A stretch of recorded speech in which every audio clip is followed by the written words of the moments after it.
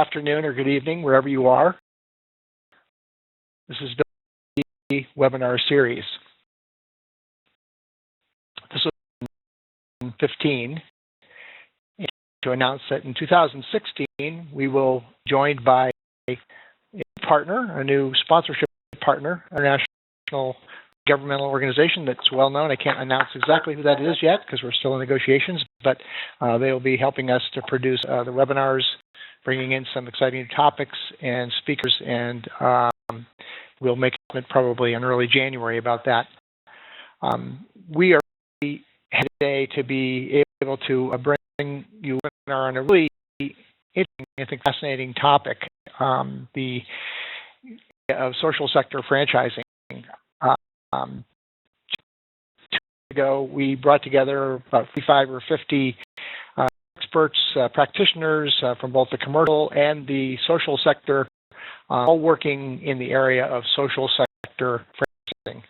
This may not be a well-known area for a lot of people, but pay attention to this space because this is a field that is growing and there's a lot of promise in terms of being able to meet some really difficult human needs that require scale options, require opportunities to be able to most effectively get products and services out to what we call last mile.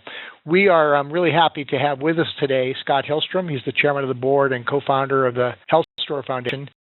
They develop and operate franchise networks, medical clinics serving Africa's poor. And Julie McBride, who is a senior consultant for Michael Associates LLC. It's a domestic and international franchise advisory firm. Julie brings more than 20 years of experience in healthcare marketing and health service franchising, and is a thought leader in the rapidly growing and evolving field of social sector franchising. So welcome to Scott and Julie. We're going to start off with Julie kind of walking us through what social sector franchising is all about and some of the kind of more important goals that we should keep in mind as we get further into then we're going to introduce Scott. Scott's going to come on to tell us about the Hellstrom Foundation and specifically how their model is able to provide services and some of the interesting challenges and pitfalls and also what it takes to bring a program like this to scale. So without further ado, Julie, very happy to have you join us, and I'll let you slides are up. I can hear you. That's the first check, and you see my slides. Can you see my? Okay, great. Thanks, Phil. And Julie, if you would like to ask a question, we will have a question and answer period at the near the end of the broadcast. But there's a little box. You'll see it says Q&A, and you can type your question in that box. And make sure that when you send it, you're sending it to everyone. There's an option to either to send it to an administrator or to send it to everyone. Please make selecting send it to everyone so everyone will hear your question. And then near the end of the broadcast, we will ask that. Sorry, Julie, you can go ahead. I just wanted to point that out. Okay. Me too. And thanks to whoever for joining us and taking the time to learn more about how we can use this model to improve the health and being of people. As Bill said, I'll just take about 15 minutes to really try to present a framework for thinking about social sector franchising and address at a fairly high level some of the questions related to, why use it, when use it, and how to use it. And then after that, we can have a more conversation around how to apply it to specific sectors. And so I'll just start with this, defining what social sector franchising is. And I think, probably as most of you know, franchising is simply an expansion method that business owners use to reach more customers and, at the end of the day, make more money. And franchising is that a business with an established product or service, which is referred to as a franchisor, enters a contractual relationship with an independent business owner under the franchisor's trade name in accordance with the franchisor's operating procedures for a fee, and that fee is often in the form of a percentage of profits. So the model is highly adaptable and has been used successfully in an estimated 300 different industries and in a wide range of market conditions around the world. The sector of franchising simply means franchising in the social sector, where the primary purpose of the business being replicated is to address social inequities in communities, such as to quality and affordable health care, education, clean energy, water, and, from an economic development point of view, income generation opportunities. This does not mean that there is not a profit objective. It just means that a profit objective would be secondary to the objective. Model. What's so special about franchising? Well, it's these things, these 3 points that really make the model, the power of the franchise model really lies in its ability to achieve scale in a relatively short period of time, while at the same time maintaining standards. And it's for this that's particularly suited to expanding business concepts where the success of the business is tied closely to providing a uniform and consistent customer experience, and that's one of the reasons it's been a model that's applied to the expansion of healthcare service delivery. So no other business model that can achieve the same level of scale while also maintaining consistent standards, and certainly not as efficiently. And in fact, the larger a franchise network was, the lower the cost per customer served.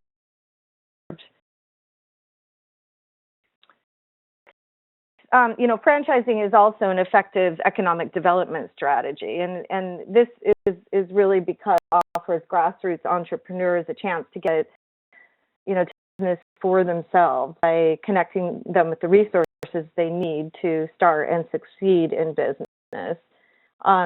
These resources are, first and foremost, they get a proven business concept, which really has to minimize their risk of failure associated with starting a new business and losing any investment that they would make. Also means providing them with access to capital and other tools and support that they would need to be able to start and operate a successful business. So before franchise business, whether it's commercial or social, in the commercial or social sector, you want to make sure that the concept is franchise. And what this means is a few conditions that need to be in place before you move into franchising your business. And again, first and most important condition is that the concept that you want to, that franchising is based on a successful business, a successfully operating business. Franchising is a method to scale something, and if it's effective at increasing your bottom line, whether that's impact or dollars, when you're scaling actually works. And it seems obvious. It's something that actually franchising is sometimes considered as the problem of a business that isn't meet line, and it's not that. It's a way to scale something that is working. Second, in order for it to work, there must be sufficient consumer demand for the products and services being offered through the business to warrant expansion. Otherwise, it makes sense to expand supply if there's not any demand. There must be sufficient supply of qualified potential franchisees in order to think about franchising this way. If you're trying to franchise a network of high-end clinics run by doctors, and there are there's a shortage of doctors in a country, then that might not be a feasible model, and you might want to think about how you could change what actually looks like in that country.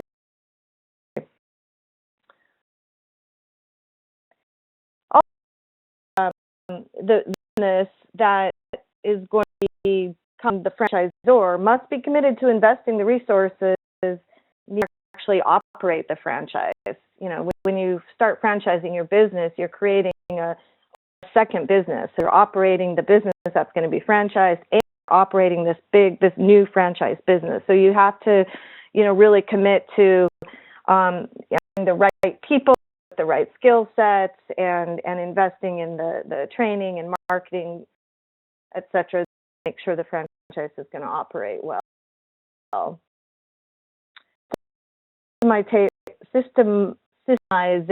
You have to make sure that that the business can be replicated, and in order for it to be replicated, you have to systematize all the processes in the businesses so that you can hand over to somebody to actually so that they can replicate what you do. And then systems are transferable to franchisees with a reasonable amount of effort and time. I mean, if it takes 5 years to teach somebody how to use your system, then it's not necessarily a franchiseable business. It has to be simple enough that you can transfer this to somebody in a reasonable amount of time. And then finally, the economics of the business for, you know, both the franchisee level and the franchisor level must support expansion. So all of these conditions are in place. Its concept is franchisable, and this we at MSA start clients, and if they do not pass this, what we call threshold test, you know, we don't have time and money designing a strategy for replicating, and instead we would focus our efforts on addressing the gaps to readiness and get the business ready, moving into designing a franchise strategy. So then design, you know, while franchising is meant to be adapted to different sectors, industries, and markets, there are certain core elements that must be addressed in every franchise in order for it to succeed. And these, you know, firstly, you got to make sure that your brand promise, you have a brand promise that actually meets consumer needs. You know, the thing you're marketing has to be able to consumers. Otherwise, you know, the business isn't going to succeed. One of the, you know, primary roles of franchisors is to create and maintain a valuable brand. Second, a uniform set of standards that franchisees must consistently meet in order to deliver on that promise. So a strong brand promise is great to drive clients to franchisees initially, but the customers will only return if they receive services and products that are consistent with that promise. So really the most important thing that the franchisor does is to make sure that customers actually receive a consistent standard of service throughout the franchise network that meets their brand expectations. And all other aspects of franchise operations should be designed to support this primary purpose.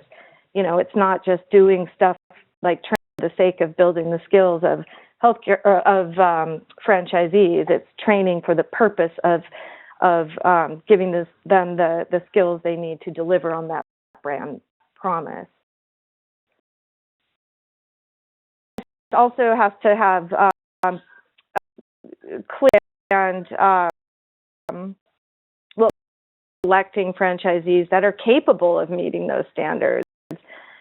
Capable and motivated franchisees are what drive the success franchise, and select should really be thought of entering into a long-term relationship, like a marriage, where the likelihood of that succeeding is higher when care is taken to really get a profile of partner is attractive to you and how you're going to go about finding that partner, and then nurturing that relationship so that it stays healthy. Again, healthy marriage. Number at the end of this presentation, so that if you want some marriage counseling, you can give me a call as well. I guess I can't hear you. A little laughter out there. I can hear hear them. Thank you. Okay, so let's see, financing assistance. The franchise really needs to provide franchisees or potential franchisees with any financing assistance for desirable candidates to become franchisees. Becoming a franchisee requires them making a financial investment. The amount of investment is reasonable. Certain you have, and for the types of franchisees you're trying, and to the extent that the franchise can, they should try to make capital more accessible to potential franchisees to remove that barrier to starting. And then mechanisms in place that enable franchisees to meet those standards, and these include things like having standardized business systems and operating manuals and supply channels, training, marketing, and ongoing support, so that this is all about making sure that franchisees are able to deliver on your brand promise. Is performance incentives. This is really important. Sector franchising works best when business incentives are really aligned with social mission. So the franchise should be designed so that franchisees benefit financially when the social mission is achieved. If they then the cost of following the franchise rules will be higher than the cost of losing the rights to the franchise business, and the whole thing will just fall. It's something that seems obvious. It's also something that's often over. Compliance systems. The franchisor must have systems in place to monitor compliance with standards and to proactively solve problems as they arise, so that they don't become too big or unmanageable. And they have mechanisms to enforce compliance with standards. Either benefit to complying or risk to not complying. The franchisor will not have enough control over quality to deliver on the brand promise, and that will ultimately lead to the whole thing falling apart. So the franchise, is more likely succeed when all of these elements are adequately addressed in the franchise design. So wrap it up here, and I just went through a lot of information at a very high level. Each slide could be a whole day of workshopping, but this presentation was really to familiarize with what it is you need to know more about before considering jumping into franchising. And, I do hope that we'll have a chance to do more in-depth webinars or trainings or something on each of these selected topics, or topics that are of interest to you guys in the future. So if there's a few things that I would hope you would take away from this, it would be, with this list here, and that's, first, we don't need to spend time trying to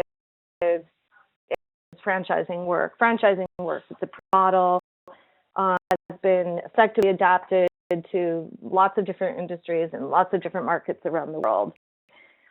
Secondly, if it's done well, it really, franchising in the social sector has the potential to really transform in a big way, and that's why I'm so passionate about it and committed to do more in this field and advancing it. Thirdly, franchising only works when the business being franchised works. That's a really important point, and something that Scott's going to speak a little more to. And that's really looking at part of getting the unit economic model of the business that you're going to be franchising, expanding. These can only succeed at replicating the business when there are clear operating instructions.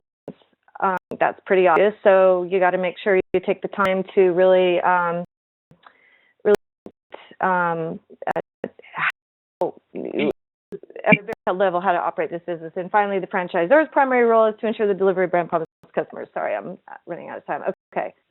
All right. point, I will hand the baton over to going to share some of his experience applying these principles in the field. And Scott, I'd ask you if you could maybe start by explaining a bit more about unit economics.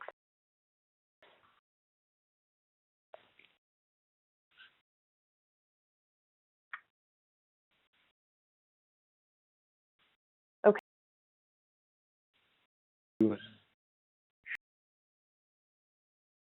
In franchising. As to economics, the most important message I think I would have for people in the social sector is a business, and it starts by developing a basic unit economic model for a single unit. So in our case, it's medical clinics. Economics refer to understanding revenue sources that you get per customer transaction, or in our case, patient transaction, transactions you get per day, which determines your total amount of revenue, and then calibrating your expense so that you make a profit, get the revenue you have available. And you can predict the profitability of a single unit. And when you put that into practice and you operate for a while, you will discover that you quite get those calibrations right. So you all, and when you point that a profitable unit you can operate, you know what the drivers are of your revenue and the drivers are of your expenses, and you're controlling the expenses according to a system, then you go out and start replicating that business. Now, I've been in the social sector franchising now for 15 years, and as far as I've met so far, we don't really find very many social sector franchises that look at this. And I just like to stress, it's the fundamental cornerstone of building a franchise. If you do not measure your unit economics, you cannot develop a successful franchise organization. So my comment on unit economics, and I would just stress that it's the starting point for planning any franchise, including those in the social sector. It would be good for how health stores got started. I'm sure you got to unit economics way after you started everything back in 2000. So maybe we could hear a little bit about how you get involved with this kind of work and this model, and a little bit about that kind of discovery process. Sure, do that. And I'm not seeing the slides right now. If your first up with pie chart. Okay, well, you can see of diseases that we deal with. They're basic infectious diseases and perinatal health conditions that can cause serious illness. And so I discovered that there was a short list of these things. You're looking at the short list in that pie chart that cause avoid suffering and death, 80%, 70%, depending on where you are. So then I thought, what if you could develop a way to create access to effective quality care on to deal with that list of things? And to the concept of franchising. Selected the franchise model was connected with the question. Let's suppose that the leading causes of death among the world's poor children could be French fries. Well, of course, it would be McDonald's. And so I went to McDonald's and asked, well, how is it that you're able to produce French fries are all of a very consistent quality standard? Putting aside whether you like McDonald's or not, the consistency of the standard is the point. Standard several times, and that's the heart and soul of franchising. So I learned how McDonald's does that. When you've got a large number of variables and about 1 million people every day produce millions of these things, and everywhere you go, they're the same. In order to be effectively, you must be able to consistently deliver a healthcare quality standard. We call it effective quality.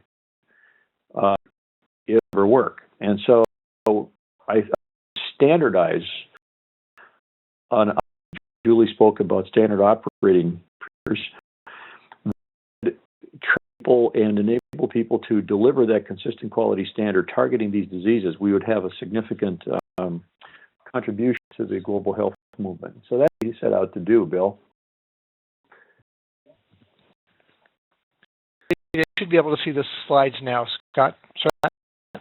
Thank you.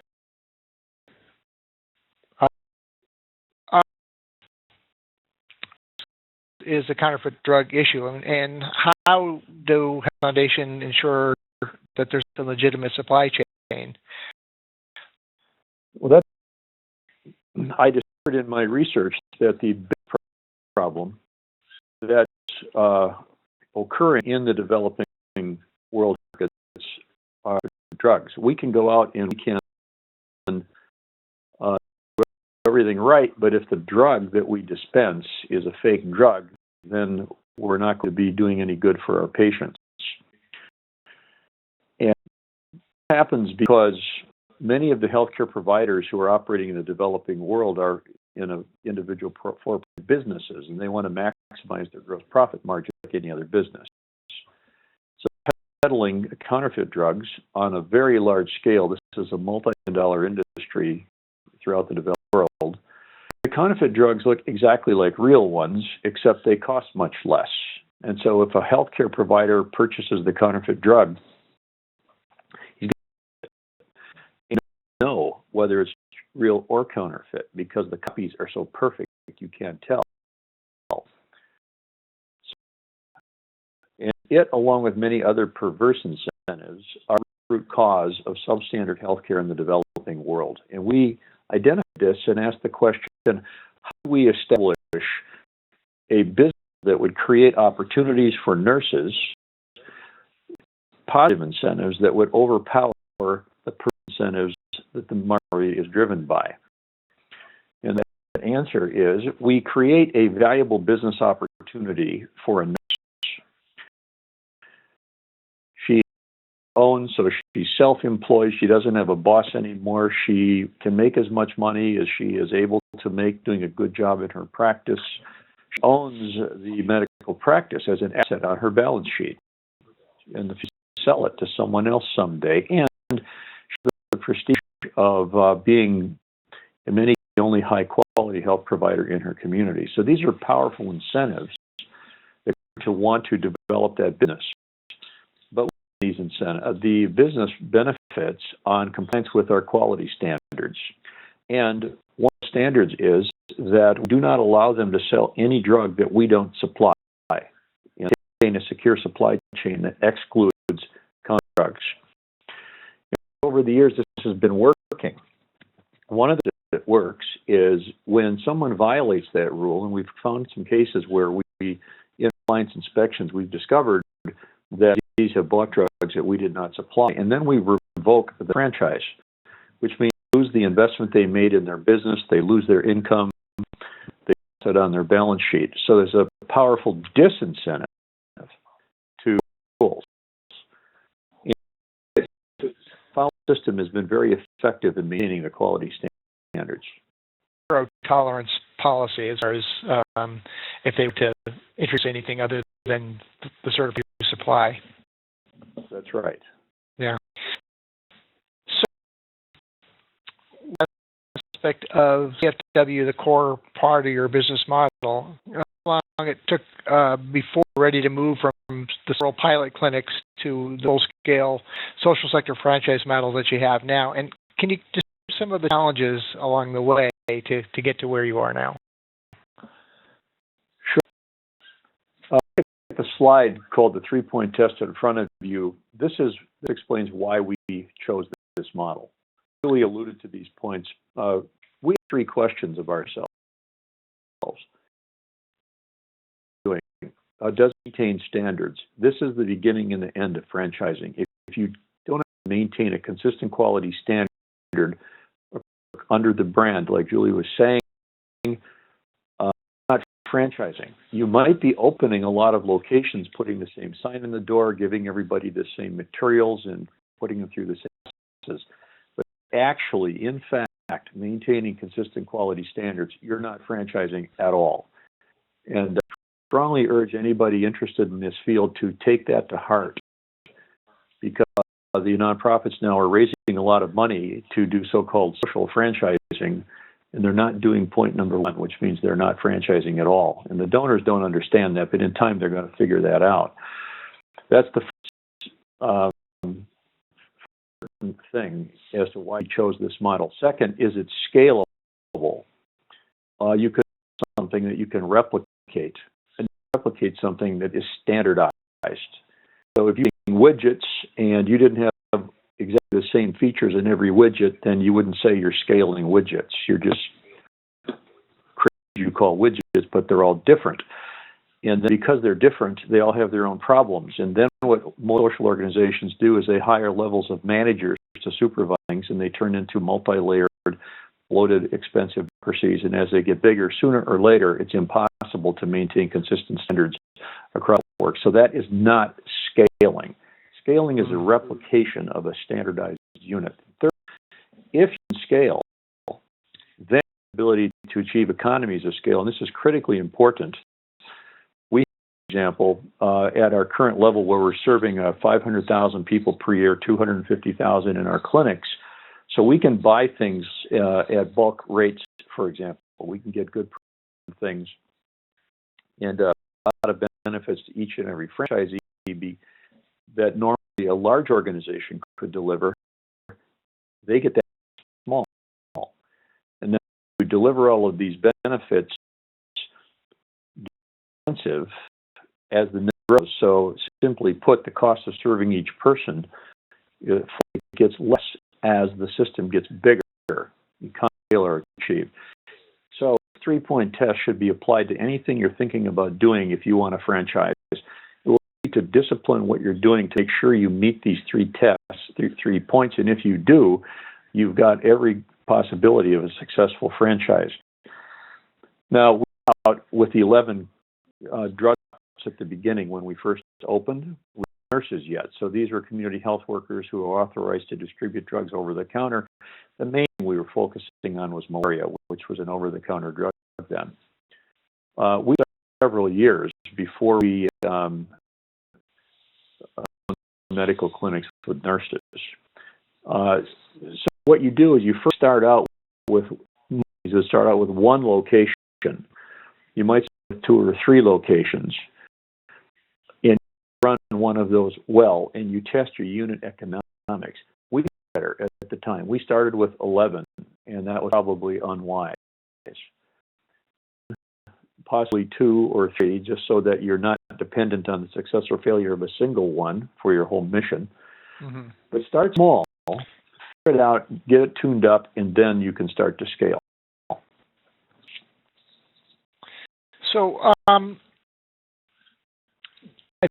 think some really excellent guide elements for successful franchise businesses, and you've kind of reinforced some of them. But from your own experience, Scott, and your knowledge of what's going on in the wider healthcare franchising world, when is a franchise model appropriate for delivering services or medicine, and when should a model be avoided? The answer is that in the sector, we're dealing with service-related business. I'll limit my answer to that for now. I'm talking about a factory that makes bricks, but I am talking about things that involve nutrition and medical care, water, and other.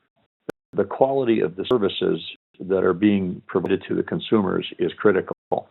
If you look around you in the developed world, in most businesses, in fact, probably all businesses where services, where of services is critical to the business, such as in restaurants and hotels, you look at all of the largest companies in the world in those industries are all franchise companies. And the thing that they are is if they get the services right, customers don't have a consistent experience under that promise of that franchisor fails, and that means that franchisor fails. So, on services, you then come to the question, well, what is your business format? I mean, the business format includes, the first item on the slide, a standardized franchise system. It goes back to the standardization of everything that is done within the clinic. We start with diagnostic guidelines, treatment guidelines, a drug formulary, and all these standard operating procedures. Operation of the clinic. What time do you open? How do you handle your drugs? How do you treat your patients? How do you maintain your inventories? All of it standardized into one business format.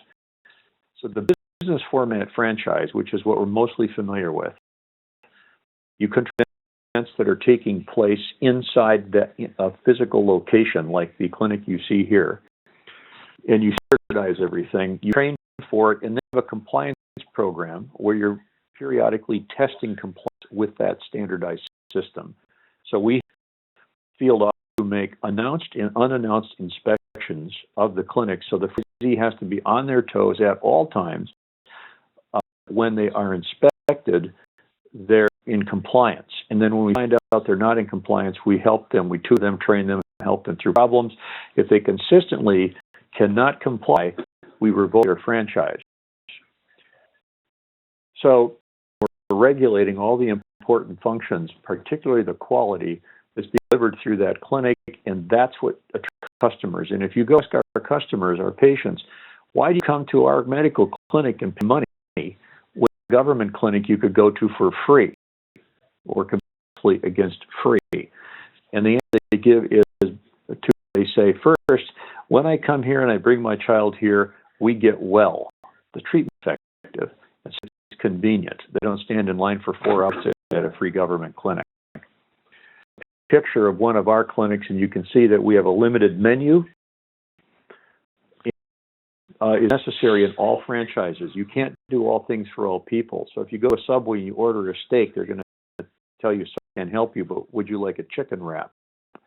You must menu as part of standardization. There's no such thing as standardization without limiting of the services you're going to be providing at your location, or the nutritional products you're going to be selling, or whatever else you're doing. Limited is a key element. When again, you're standardized, you can scale, and then you can achieve economies of scale. So these are elements that make up a franchise system. Do you want to ask a question? Look for the chat box, and you can type in the chat box your question. Make sure you send it to all, and then ask that question once we get done here. So, Scott, the social sector franchising has learned a lot from the commercial franchising, but is there anything that commercial franchisers can learn from your experience and the pioneering work of other social sector franchises, things that might be useful to apply to a commercial setting in business? Sure. If you slide, reversing perverse incentives. So here's the major distinction operationally between a sector franchise and a normal commercial franchise. Normal franchises exist almost exclusively in highly developed countries that have very sound legal systems and financial systems. That's you don't find a lot of McDonald's in Mozambique, but in India, I don't think. The real countries do not have reliable regulatory systems. And people based on perverse incentives, and it really doesn't matter what business they're in, they're primarily going to do whatever makes the most money. And most money is usually very bad for consumers. So the all kinds of products is poor in these countries. And when it comes to care, nutrition, these are consumables that go into people's bodies. Of regulatory standards is the main thing that kills people. It's not understood by most social organizations. They usually come at this thinking people they need because they don't have enough money. Not true. Almost all people, even in the poorest countries, seek some kind of medical care and pay for it in developing countries. The problem is the standard of care they're getting is below the standard necessary for effective treatment. Our whole concept is designed to reverse those perverse incentives. Commercial franchising sector in the rich world does not understand this. So we often, in talking with them, their standard understanding of franchising, which is correct, and these firm, incidentally, is by far the most astute, brightest capable advisor in this area, in my experience, anywhere. And they really now in developing countries, and they're learning about these things. One of the very few groups that I've ever met that really is focusing this and learning this distinction. So what you can teach to commercial franchisors is that they need to rely on a regulatory system and a rule of law. The job they have to do very different than the job to do in the social sector in countries that don't have the rule of law. The methodology is exactly the same as commercial, and I often ask in audiences, social sector or franchising groups, raise your hand if you actually know somebody who's a franchisor, and never does anyone raise their hand. So these social organizations are charging out there doing this, guessing through it when they should be talking to people like Michael to learn how to do it, because the commercial methodology, it works. If you're not doing that, don't waste your time to start trying to franchise. It won't work. But when you're working with them, make sure they understand, and I know Michael do, but the rest of the world, make sure they understand that you're dealing with special problems due to the lack of regulation. And then you pay close attention to that and adapt the franchise methodology to meet those conditions. The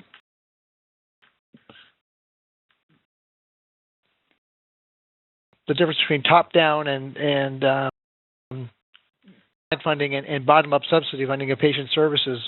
Is this important? What's the difference?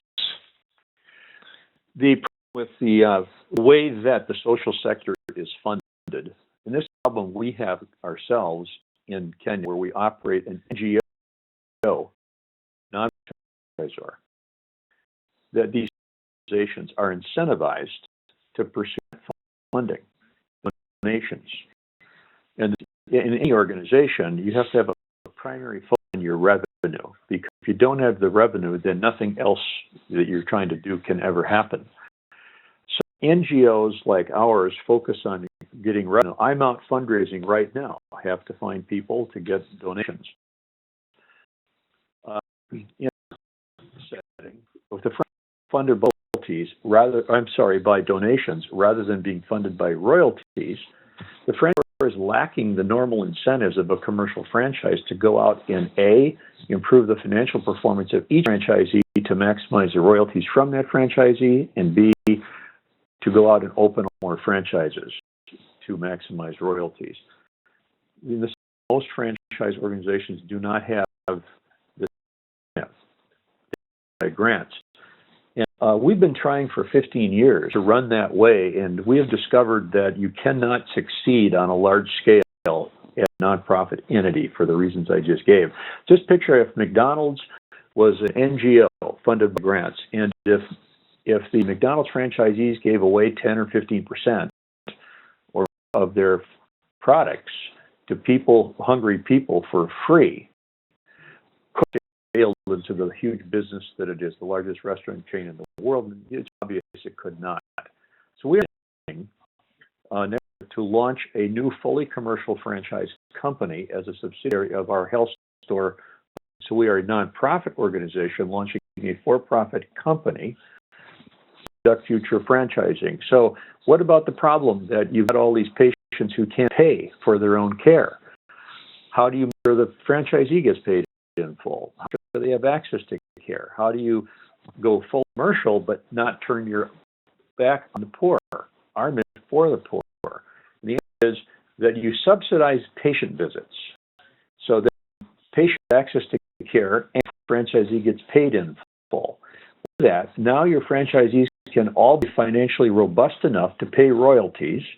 Then the franchisor is being funded by the royalties it earns, like other franchisors in the commercial sector, and you can be a real franchise company. And eventually, if you do that well, you achieve profitability, which means you can return on capital to investors, just like any other franchise company. And if you can do that, you can then attract capital to your company, and you have a franchisor relying upon grants.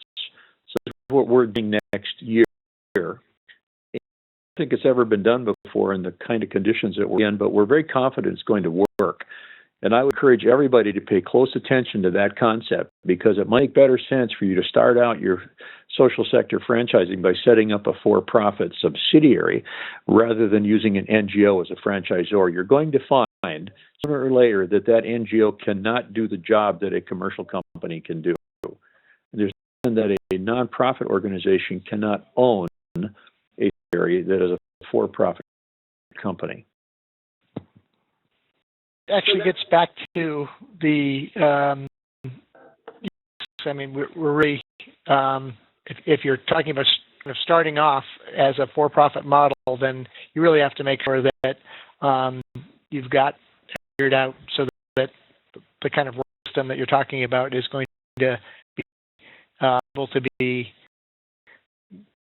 day one moved in fairly quickly, and that means having a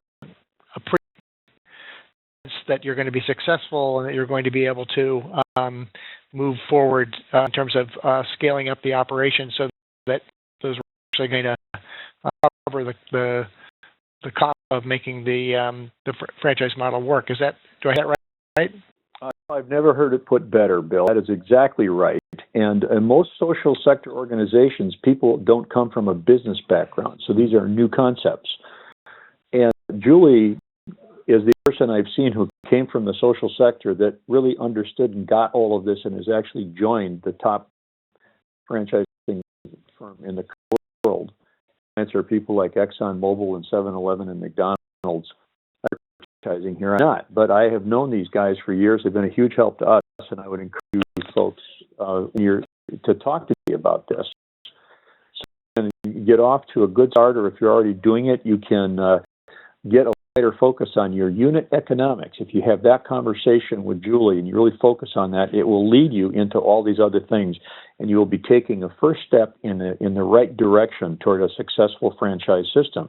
We've served 5 million people now in 15 years as an NGO, but now going fully commercial. Our goal is to get to 5 people per year in generate a profit in return, a return on capital, so we can attract investment capital. If you can make that your goal, you've got as bright a future as Subway or McDonald's in whatever that social sector is that you're working in.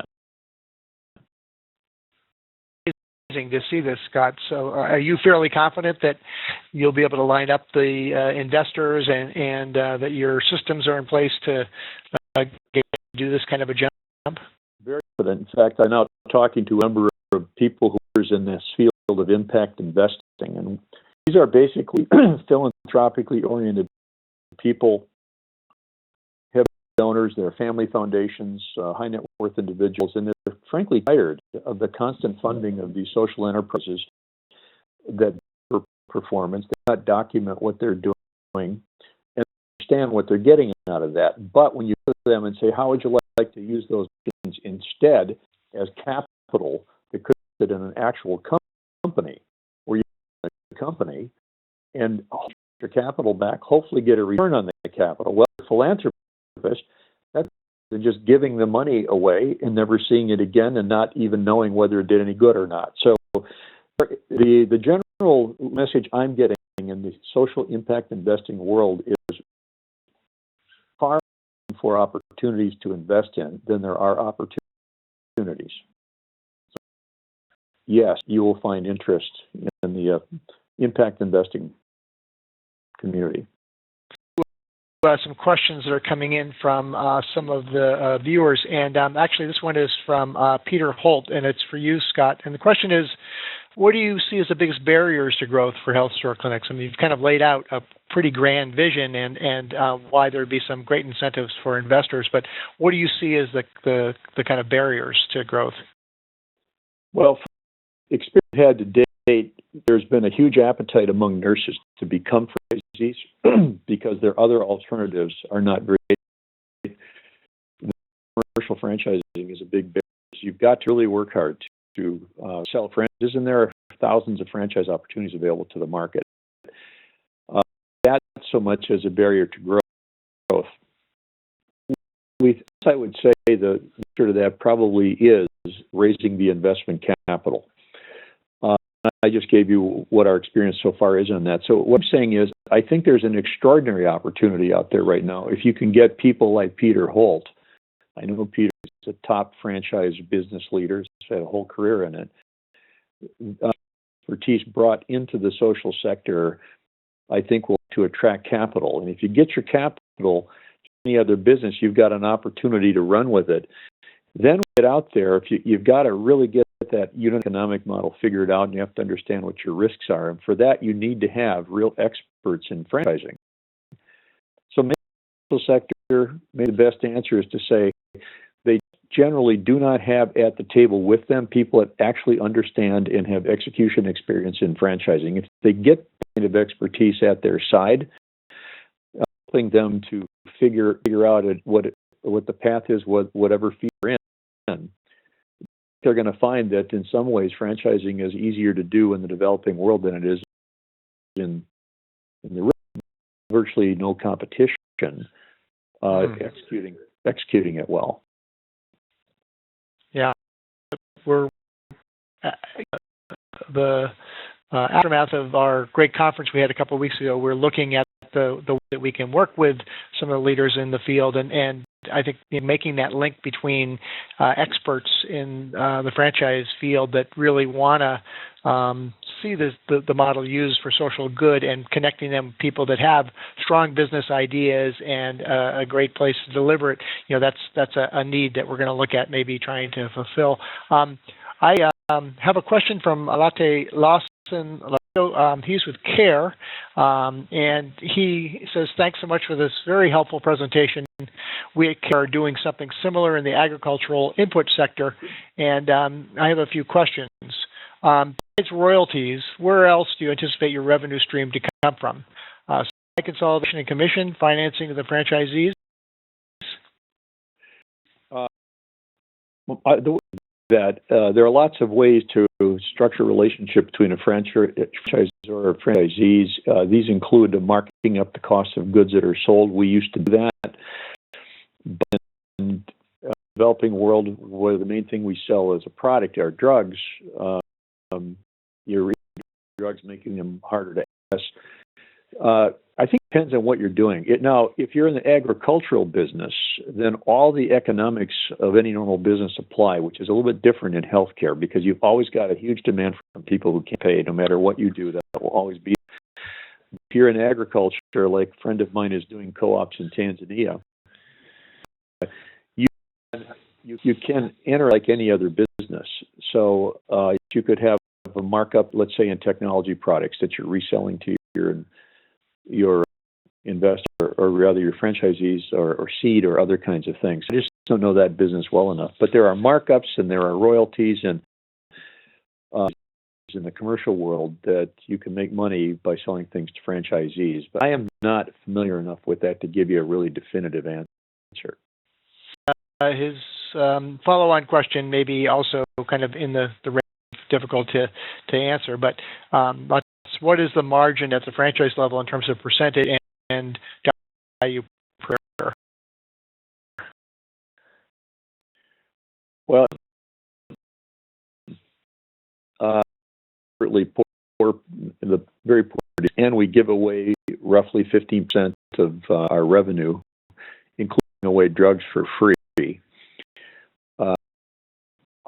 We have margin, and at the franchise, they're making profits on average that are sufficient to keep them in business. Some of them don't make money, but they're like missionaries.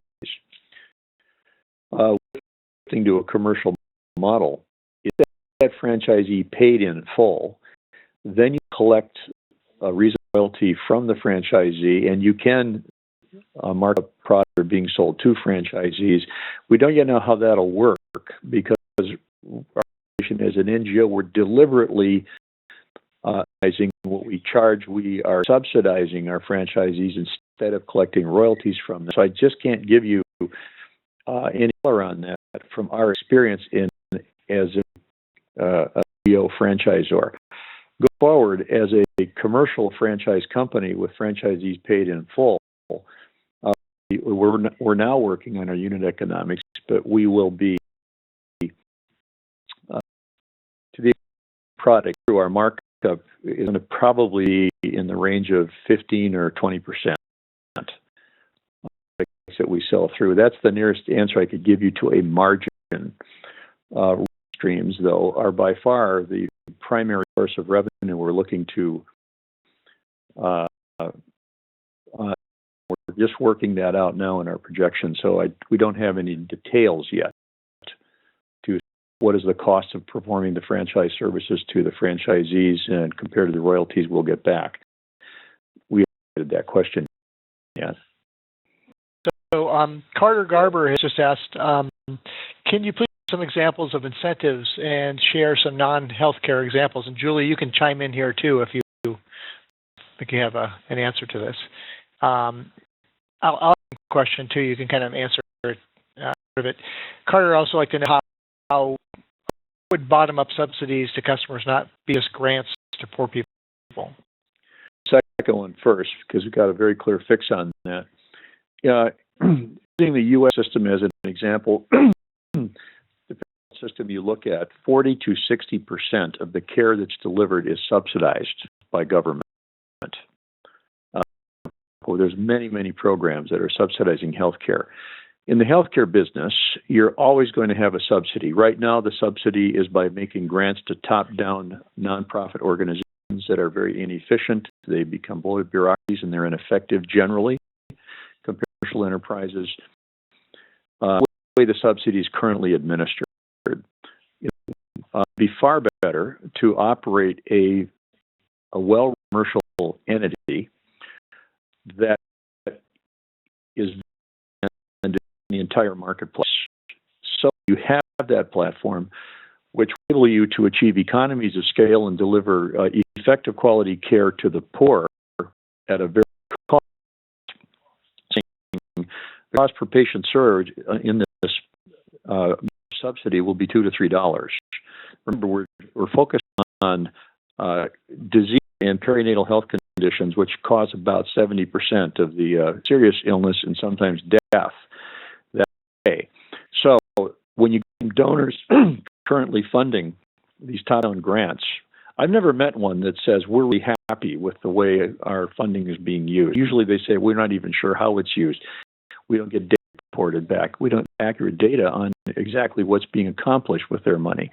We go to them and say, look, you just agree to pay the $2 per patient visit. With the visit, we'll do through an independently audited system, and you'll have good reason to believe the care that's being delivered is effective.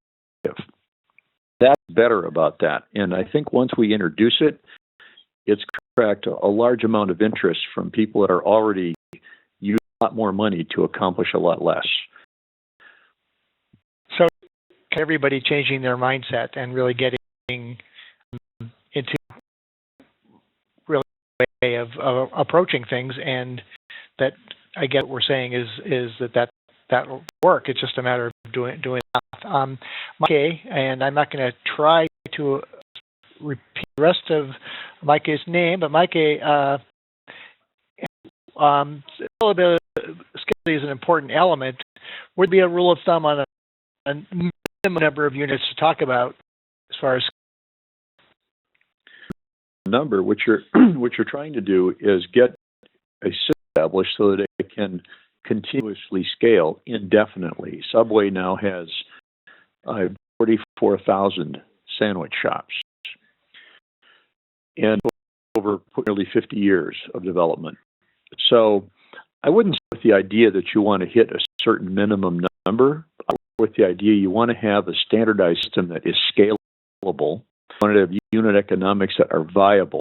A strategy of growth, achieve some level of scale. And then after doing that, you will gain a large amount of new knowledge that you can put to work to figure out how to improve it and better. That's why we've been 15 years, and probably 5 years ago, we figured out you can't hit big scale as an NGO funded by grants. Mm-hmm. But you can, there's no reason you can't operate like any other franchise company if you have the poor people subsidized so franchisees are paid in full. Economically, that should perform no different than a franchise like it would perform in America. So it's something we learn from our experience, and we just urge people to head straight there. Add to that, sort of to not grow beyond the franchisor's ability to adequately support the network. There's sometimes a temptation, especially among NGOs, to grow quickly to meet, donor expectations, to hit numbers, having systems or enough money to actually be able to support that growing network. So again, keeping in mind that your success hinges on the franchisee's ability to actually deliver the brand promise, and that their ability to do that depends on your ability, the franchisor's ability, to support them adequately. You just have to make sure that you can support, growth. Yeah, I would to that. This is really critical. It depends on what you count. If you're counting how many locations you have open, and you're taking that back to donors, thinking, wow, this is fantastically successful. Look at how many locations you have. Counting how many people you're serving and ensuring that the care you're delivering is effective. If you're counting those things, then you're counting the wrong things. I asked the Minister of Health of Jharkhand, India, how many health posts do you have here with your Ministry of Health? He said 3,000, and he showed me this map with 3,000 dots on it. Then I asked him, well, in how many of these locations do you actually have people delivering health care? He's 600. So the 3,000 was for political consumption. It was for the government funding and all that stuff, and the greasing of all the palms that take place in these kind of places. But delivered 600 that had people, but that doesn't even get to the question of how many people are you serving, and is the care you're delivering effective? This is what should be counted in healthcare. The outputs should be counted, not the infrastructure, and the tested. Great. Well, we're a little over time here, and we don't actually have any more questions in the queue. So the first thing I'd like to do is to thank Scott and Julie for really an excellent webinar. A lot of really important information here, and I think, even from a standpoint for someone who wants to approach a great social idea through a franchise model, you have some of the basic ingredients right within this webinar.